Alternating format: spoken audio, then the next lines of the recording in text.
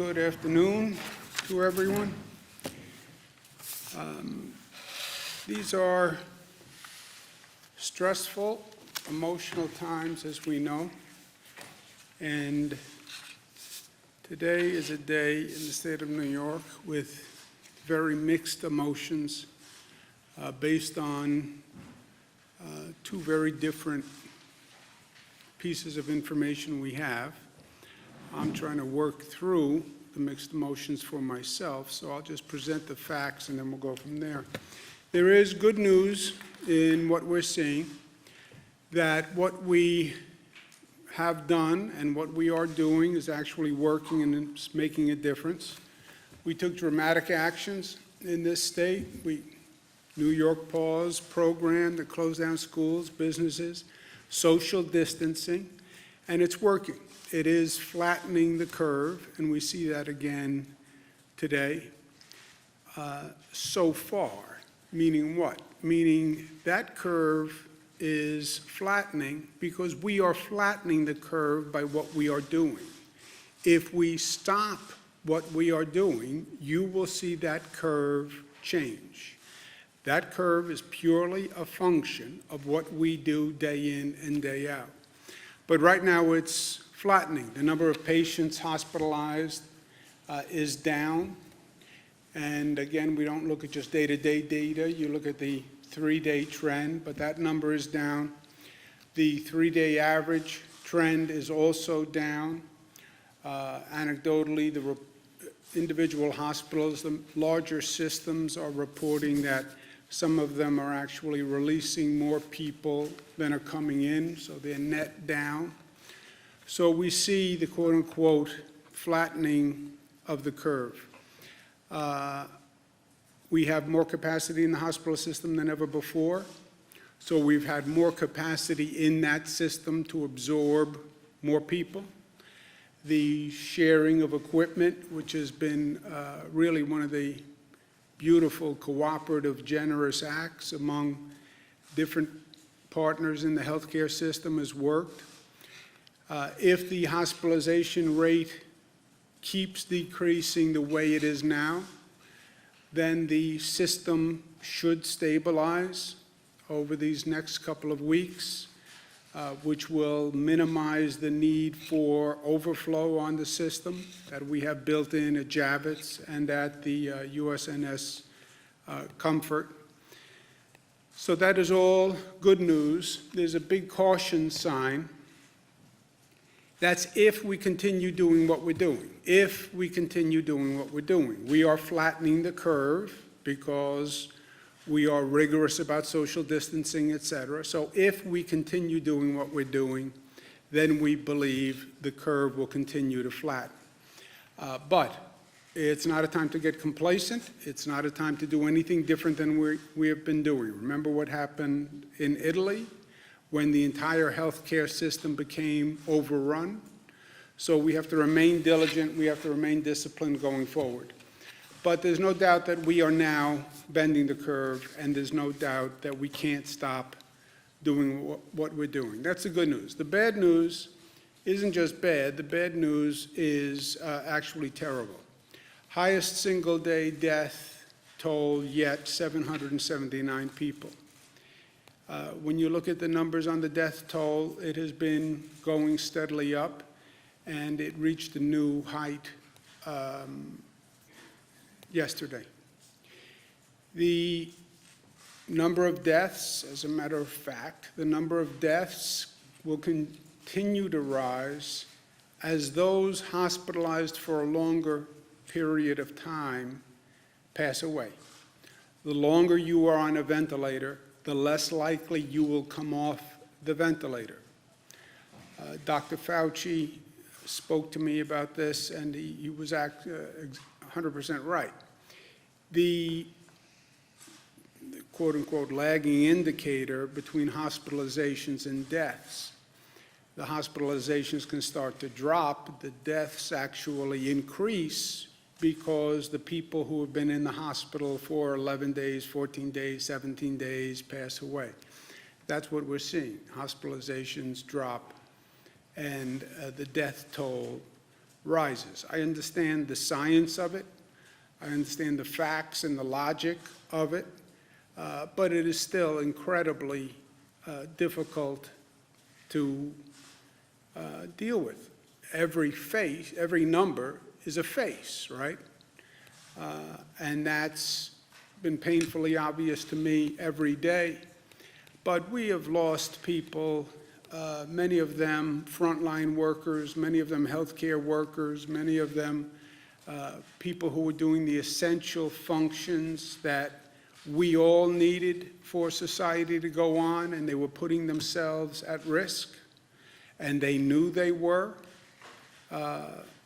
Many of them vulnerable people who this vicious predator of a virus targeted from day one.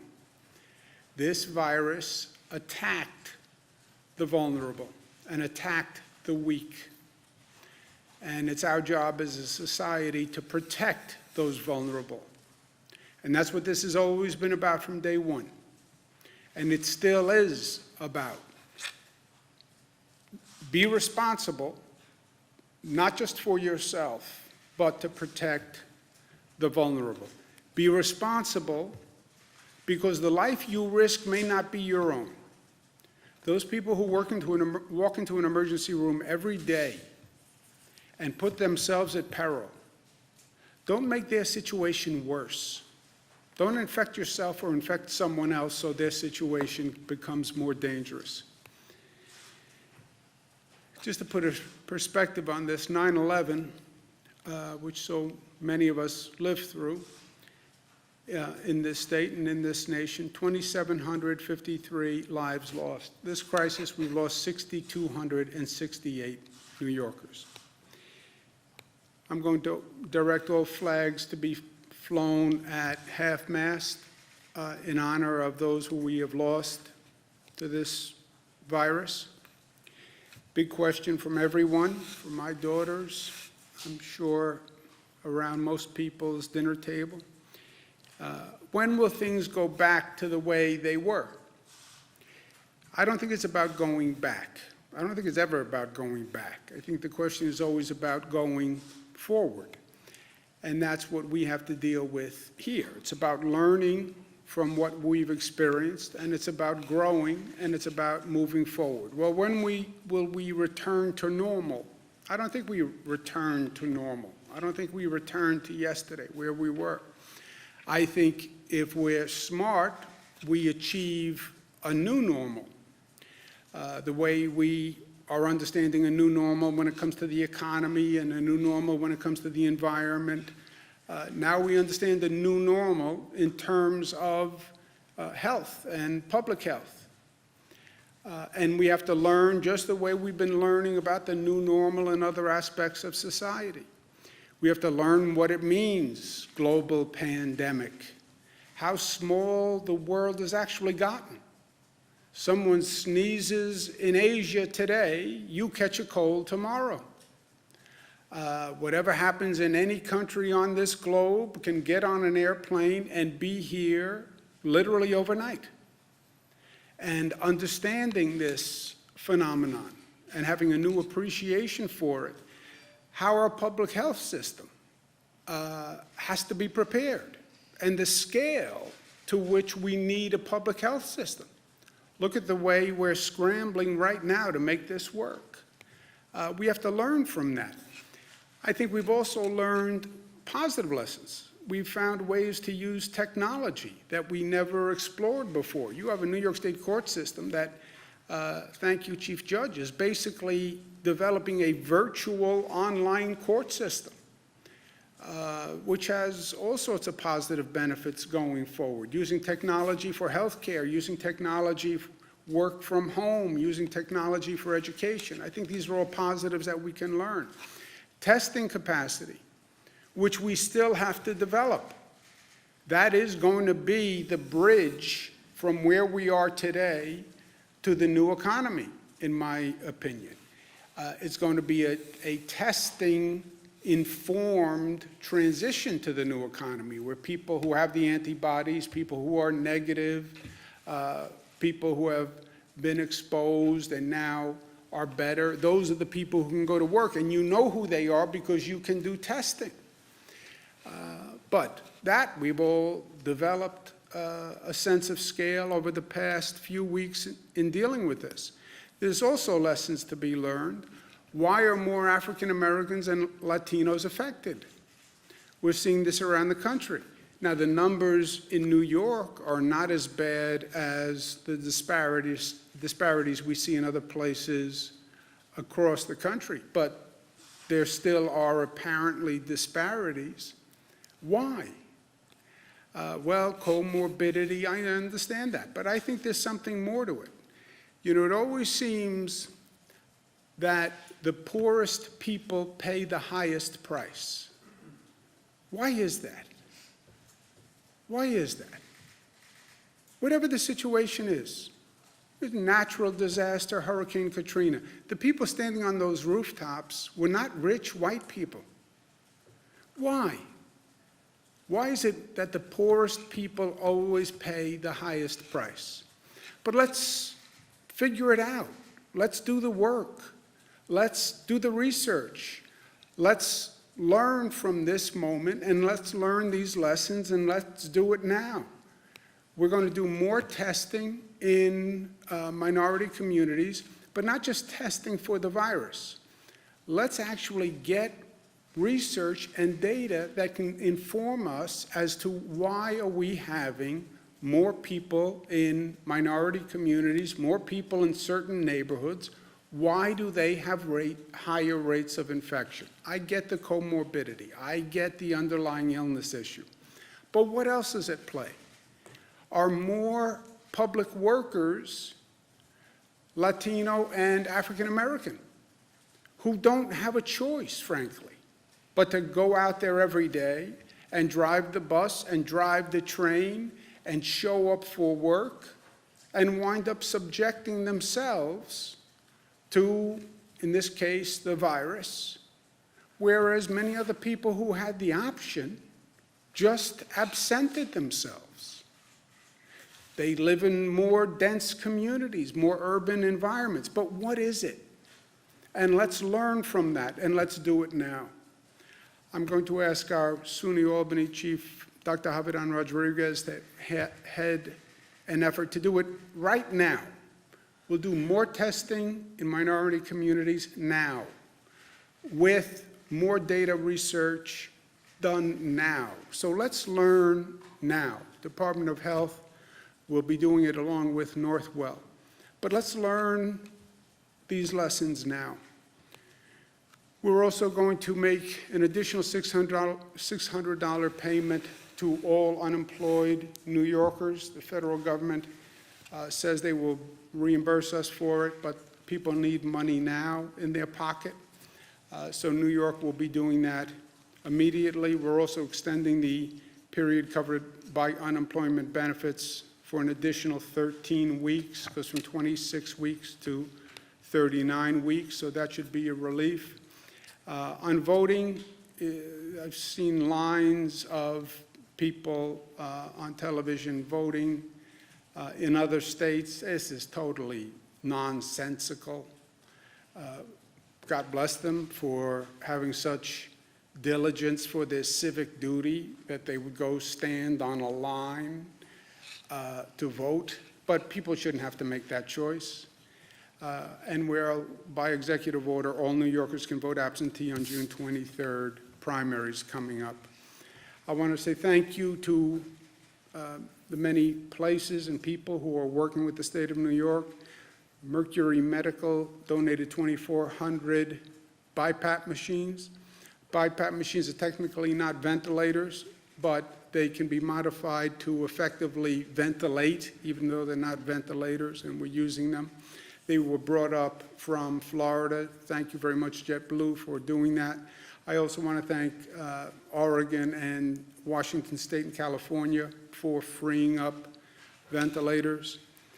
I want to thank the direct care workers who are doing a fantastic job, and they're doing it every day. I want to thank the state workers who are showing up and doing a great job every day, every first responder. This has been a long battle, and it's going to go on, but I want them to know how thankful we all are of them for what they're doing. I want people to remember that we're flattening that curve, and if anything, we double down now on our diligence. We're going to start a social media campaign. Who are you staying home for, right? It's not about staying home for yourself. Stay home for others. Stay home for the vulnerable people who, if they get this virus, are in a really bad place in life. Stay home for the healthcare worker who's in the emergency room because you don't want to infect anybody else, who then puts another greater load on our healthcare system. So who are you staying home for? I'm staying home for my mother, but everyone, it's not about just you, it's about all of us. So who are you staying home for? And we'll start a social media campaign that does that. But thank you to all the New Yorkers for all they've done. And we still have more to do. We are by no means out of the woods. And do not misread what you're seeing in that data and on those charts. That is a pure product of our actions and behavior. If we behave differently, you will see those numbers change. I just doubled the fine on disobeying the social distancing rules. Why? Because if anything, we have to get more diligent, not less diligent. And we have more to do. And that's New York, tough. But tough is more than just tough. Tough is smart and disciplined and unified. And tough is loving. The toughest guys are tough enough to love, right? Last point, our brothers and sisters in the Jewish community celebrate Passover tonight. We wish them all a happy Passover. The Jewish community has had a long and difficult year besides any of this. The number of incidents of anti-Semitism across this country, the violence that they have seen, even in this state of New York that has such a large Jewish population. So we wish them all well on Passover. And the message of Passover, I know, helps me today, and I offer it to others to consider. Passover says we remember the past, we learn from the past, we remember the lessons of the past, we teach a new generation those lessons. But there's also a message of hope in Passover.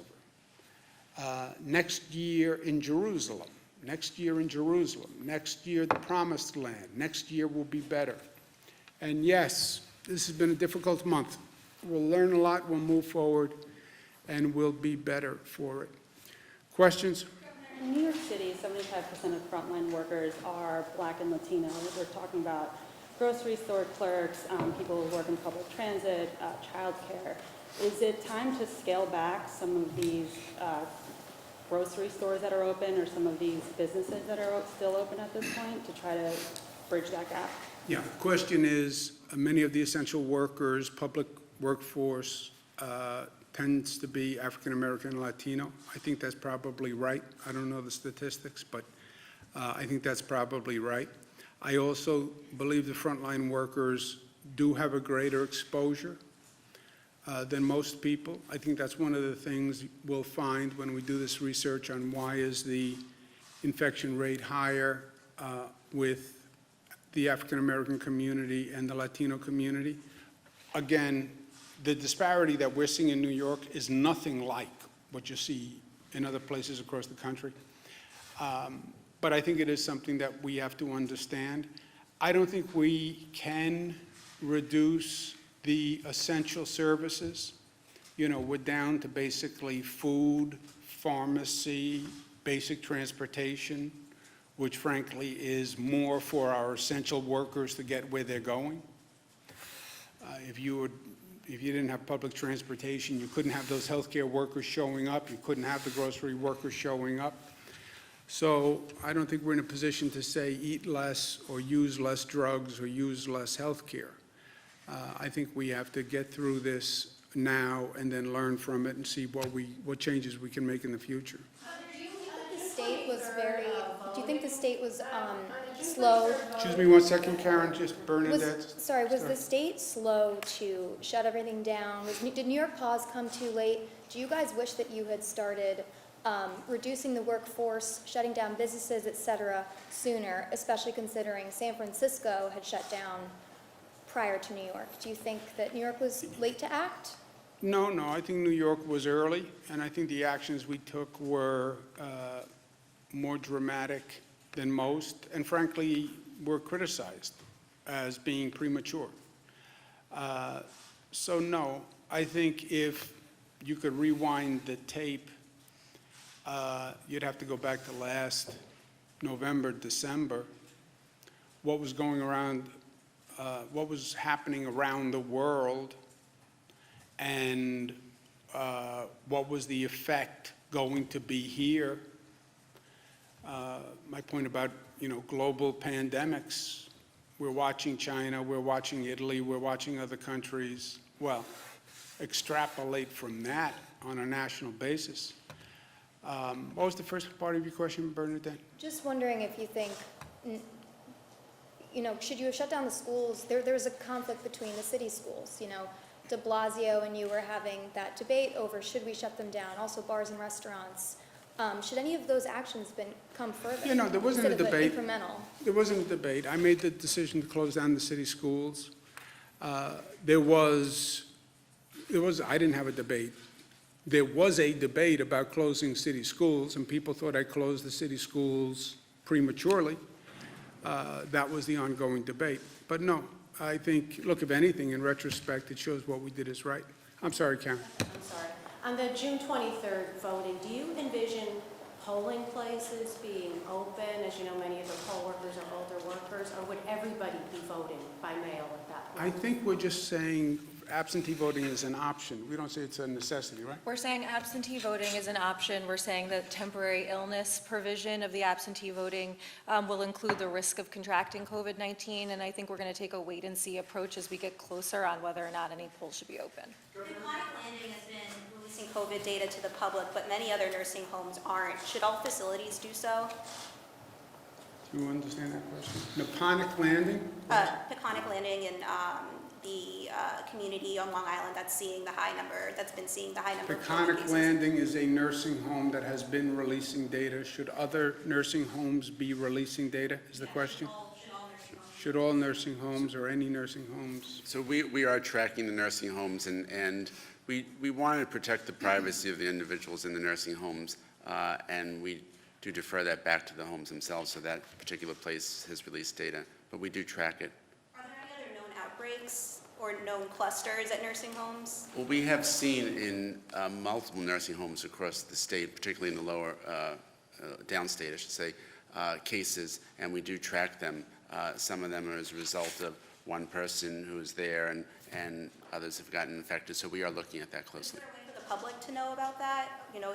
Can't the state release the list of nursing homes with a high number of COVID patients like other states and countries have? Well, again, it goes back to the fact that the nursing home is, in many ways, where they live. It's not like where you go into the hospital and then you can leave the hospital. So we try to protect their privacy a little bit more. But we do track, and if there's a case there or if there's a concern there, we go in and investigate it immediately. Jesse? Governor Broadway said that it would be shut down until June 7th this morning. Is that going to be a good rule of thumb for other sorts of mass gatherings in New York City or statewide? No, I wouldn't use what they think. You anticipate mass gatherings beginning before June 7th?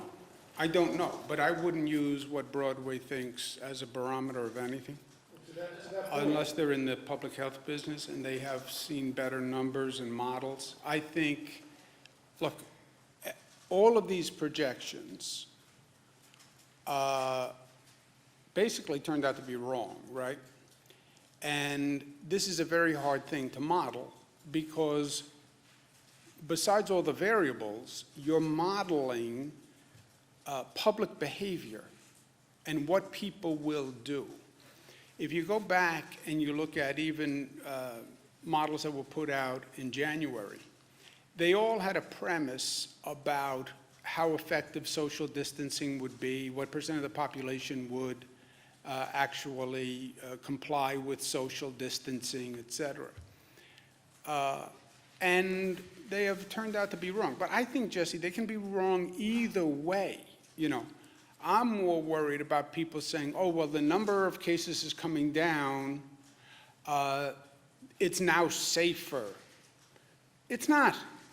It's not. I'm more afraid of the number changing and the curve changing because people read something into it that's not there. If you reduce that compliance on social distancing, you'll see those numbers go up within days. Literally go up within days. So, no, I take it one day at a time, look at the data for the day, look at the numbers for the day, and then make a decision. Well, 2 weeks, look, we only went to April 29th, right, with the school closing. We extended everything until April 29th on the school closing, New York pause. Even that's a projection. I wouldn't go past that. Yeah, but what about other areas of the state? We obviously see concentrations on Long Island, Eden, downstate, and Hudson Valley, but there are other places where we haven't seen these cases. Do you foresee opening schools, opening non- You haven't seen these cases yet, Jimmy, and be careful of tense, and be careful of counting our chickens before they hatch.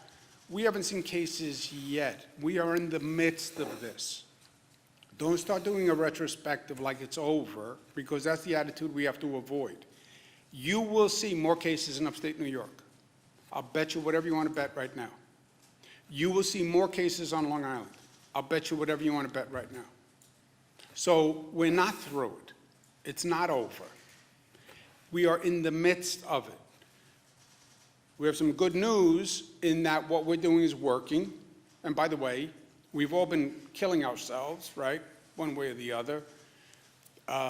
Isolation, the work of the healthcare system has been phenomenal. People working 24 hours a day, people exposing themselves. The good news is that's showing a benefit and flatten the curve at a lower rate than almost any of the models were projecting, okay? That's the good news. But we are still in the midst of it. And the bad news, the terrible news is, look at how many lives we lost. I mean, it is breathtaking. So the next time we want to think about, we're getting a little complacent, a little cavalier, look at the number of people we've lost. Remember that before you decide to go out of the house because you have cabin fever. But what sort of metric, what metric would you be looking at, or Dr. Zucker, or any of you, to make that sort of decision? What would be the tipping point, so to speak? Look at the infection rates, Jesse. That number has to come down on the other side of the mountain. The number of new cases going into a hospital, the infection rate has to come down to a point where you believe the isolation of the vulnerable, the other measures we're taking, is enough to start to reopen. And then how do you reopen? It's not just going to be about Broadway theaters. Before you go to Broadway theaters, people are going to say, when can I go back to work? When can I go back to school? When are the other essential services going to open? You know, before they go to a play, there's going to be a lot of other questions that they're going to ask. And that's going to be a function of numbers. Frankly, I would like to do that on a regional basis with Connecticut and New Jersey, because this is a regional workforce.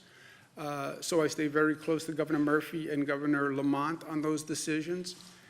I don't believe in these geographic distinctions in these situations, right? There is no New York City. There's New York City, there's Nassau, there's Suffolk, there's Westchester, there's Rockland, right? The virus doesn't stop at a border, and these decisions are regional in nature. So now, Broadway obviously is a microcosm, but the overall decisions are all in a regional context, and I think it's going to be the numbers, and when are the numbers low enough that it is safe? But that number necessarily wouldn't need to be zero, is what you're saying. It could just be low enough Yes, that... yes, I don't think it has to be zero. I don't think it may never be zero. It may never be zero. And you have to watch this, when will we go back to normal? You think there's ever going to be a morning that I wake up again in my life not worried about this in the back of my mind? You don't think we're all going to worry about now, is there a second wave? You don't think we're all going to worry about now when somebody sneezes in Asia, how long until that cold comes here? No, but I would not, zero, I don't know that we ever get back to zero. Doctor, you want to mention something? I concur 100%. What about the hospital capacity? Are we? Well, let's just go ahead. Governor, we're hearing that hospitals in Queens, that they don't have the blood gas machines or cartridges, which are critical for operating them. Also, if hospitals do have ventilators, do they have enough operational technicians to operate them? Do they have enough operational technicians? They must, because somehow they've been working. I don't know what the exact operating technician is for a ventilator, but I have not heard that. I've talked to all the hospitals every day for the past couple of days to find out what's going on, what they need, and the heads of the large hospital systems. Nobody's mentioned that to me. We have over 100 hospitals on the phone, so. What was the first part of your question? Blood gas machines or cartridges? Blood gas machine cartridges. Yeah. to operate. Dr. Zucker is an expert on blood gas machine cartridges. He gave me some for my birthday last year, actually. He said, just in case. I didn't know what he meant at the time. And now I know. And he's going to give me a ventilator this birthday, so I'm going to put it all together. Go ahead, you want to ask the So blood those gas? are part of the supplies to run the point-of-care testing, which is a blood gas, the lab test that we do at the bedside. And if there is a decrease in supplies, we are looking into all of them to get them to the hospitals that are needed. I knew that answer, by the way. I knew what a blood gas cartridge was. I wanted the doctor to be able to. Hospital capacity, you had projected 110,000 beds. It sounds like if we're nearing the apex or at the plateau, whatever, what number do we have? What do we need these temporary facilities? What are the updates on those numbers? Both in terms of ventilators, beds? You're right. That's my whole point. We're flattening the curve now below projected peaks because of our behavior. But again, Jimmy, you want to talk about this in the retrospective. There is no retrospective. You're in the middle of it. If you walk in front of traffic on the way home, yes, you're young, you may have a different life expectancy based on your action. We are in the middle of it. I'm not going to say to anyone, right now you've seen a little flattening. That's all you've seen. You've seen 4 or 5 days of flattening. Oh, it's flat. No, you have 4 or 5 days of flattening. You could have tomorrow morning we wake up and the number is back up. So I'm not willing to say, because it's not true, that any of this is over or anything has been accomplished, because this is just a small snapshot in time where we are. At this rate, we are below projected numbers. Governor, are you worried? Peak projection, what is the number of beds we have now, and what is the number of patients? There is no in new those beds? peak projection.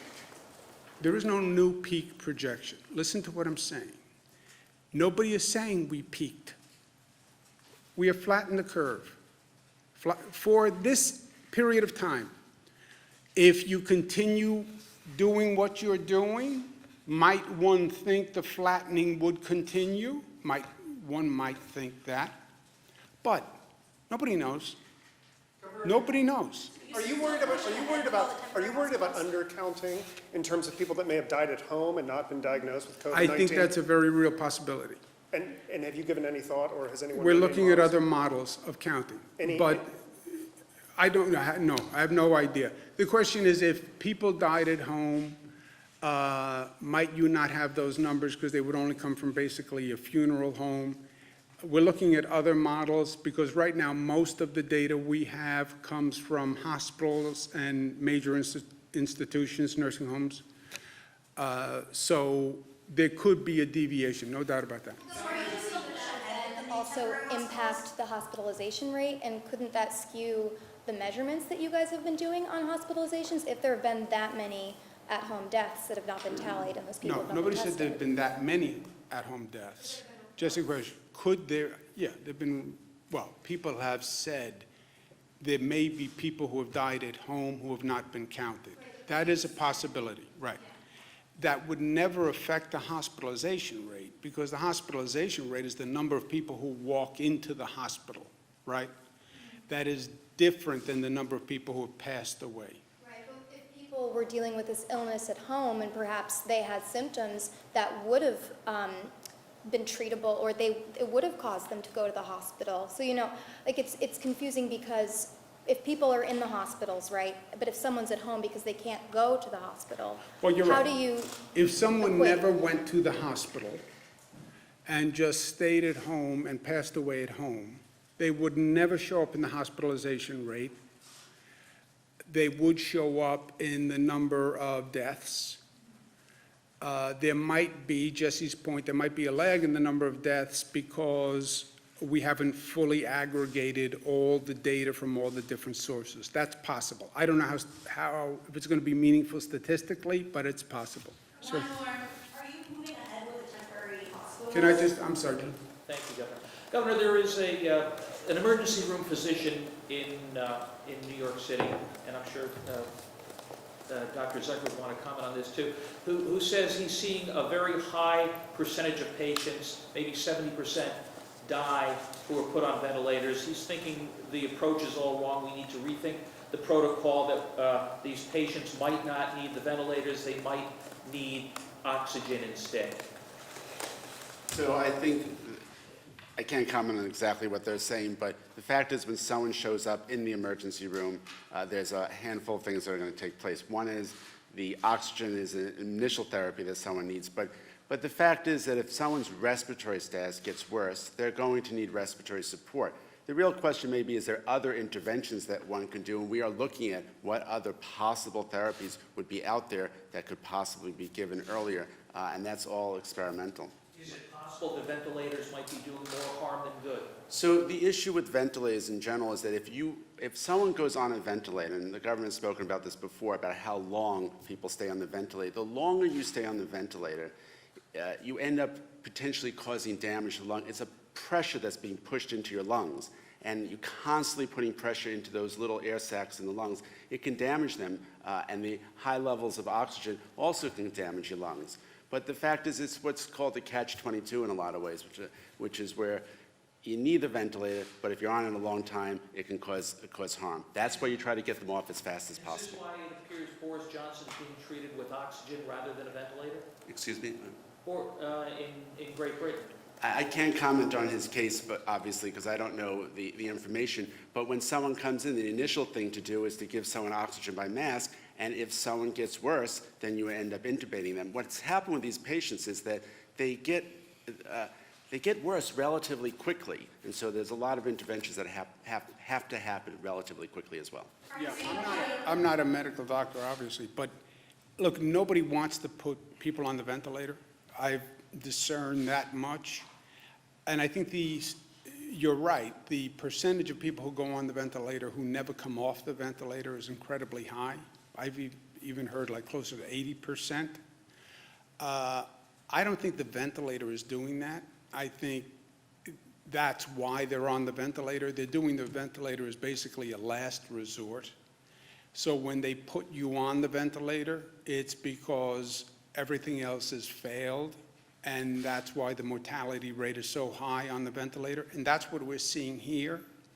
That death rate is going up because it's the people who have been on a ventilator 7 days, 10 days, 15 days, and they're passing away. So when we had that big increase in hospitalizations about 10 days ago, 2 weeks ago, that big spike in hospitalizations, what we're seeing is the people who went into the hospital on that day, 10 days ago, 12 days ago, who didn't get better, who was put on a ventilator, is now passing away. And that's what's driving this death toll. And look, that number, what's even making it more depressing and distressing, that death toll probably will be this high or near this high or even higher for the next several days, because it's the coefficient of the high hospitalization rate from 2 weeks ago or so. So when you get up tomorrow morning, the news could be just as bleak. And that's why I'll end where I started, mixed emotions. We are flattening the curve. Thank God. Thank God, thank God, thank God. And thank a lot of good people who have been working very hard. That is a moment in time. Don't get complacent. It's what we're doing that's working. Keep doing it. That's the good news. And that good news has a big caveat. We're still in the midst of it. Don't get complacent. You start acting different, you'll see that number change in 27 minutes. That's the good news. The bad news is we have had a record number of deaths. I mean, I went through 9/11. I thought in my lifetime I wouldn't have to see anything like that again. Nothing that bad, nothing that tragic. I remember the number of funerals after 9/11. I remember the grief after 9/11. That this should literally eclipse that in terms of numbers of dead in this state, it's almost unimaginable to me. Then how do you square those two things? We're making progress. We lost more people than ever before on a single day. Okay, I'm going to work. Thank you, guys. Temporary hospitals outside of job needs and comfort across the state? We are not building more. We're still maintaining them. We are still in the midst. Don't get overconfident. Don't get complacent. We're still in the midst of this. This can still turn any way from Sunday. Governor, have you spoken to Gavin Newsom in California about a possible consortium to buy medical supplies? I have not talked to him about a possible consortium, but it's one of the things the National Governors Association is talking about. Because what we just went through, where states are competing with other states, this made absolutely no sense for anyone. So a statewide consortium would be a positive alternative, or a federal government that did all of the purchasing instead, Jesse, and then just gave it to the states that You need need it. a multi-state consortium, right? Federal government can purchase, right? When I was in the federal government, FEMA effectively was the shipping clerk. They did the purchasing, they disseminated to the states. That's the simplest system. Federal government on a federal disaster, which means multiple states, that's a federal disaster. They are the purchasing entity. They are the master strategist for the operation. That's option A. If the federal government's not going to do it, option B, let the states as a consortium be a purchasing consortium. That's what the National Governors Association conversation is. Because what happened here, where I place a bid, Chicago places another bid, California places another bid, that's just madness. Talk to you later. Thank you.